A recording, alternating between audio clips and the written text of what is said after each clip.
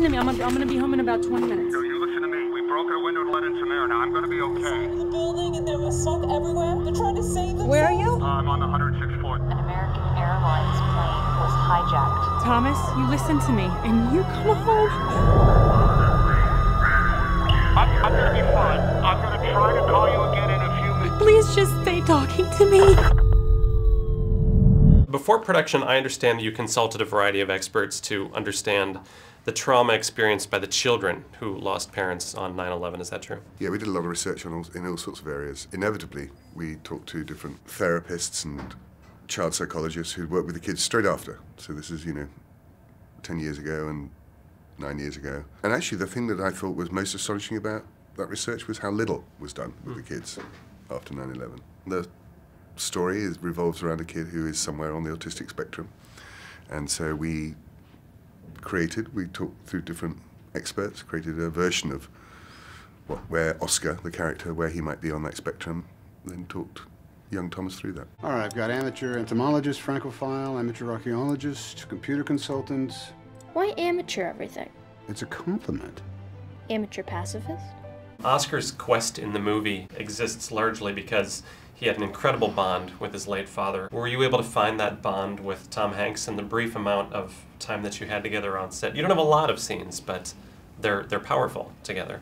I think that through our preparation and rehearsal together, we really got to feel bonded with the characters. He really was very kind to me on and off this camera, which was really helpful because not only does his character need to be kind for my character to react to him that way, it really helps when any actor is relaxed for that actor to give a good performance because, it's very hard to do a good job if you're constantly worrying about yourself outside of the character.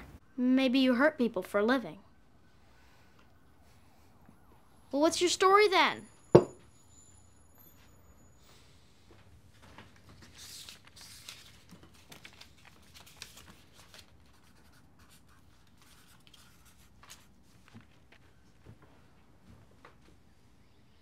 You've worked with so many performers in your career, including some actors very early in their careers. In Extremely Loud and Incredibly Close, you share almost all of your scenes with another newcomer, Thomas Horn, who is supernaturally good, it seems. Tell me about finding the chemistry with Thomas. There was no problem. When I started working on the set in the film, he had already been at it for about a month or so.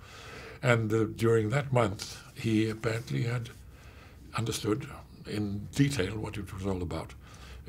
I met him before that, when he was totally unprepared, and he was just, how should I say, a normal, ignorant just a young kid, man right? Who didn't know anything about acting, he didn't know anything about saying lines, or we read some scenes together with Stephen Daldry. And he read very kind of squarely, and I thought, how is this going to... but we shall see. And when we come back, it was a remarkable young actor. He'll be one of those guys who falls in love with the very first bossy, beautiful, flaxen-haired lady who tells him what to do. Like write the check? Oh.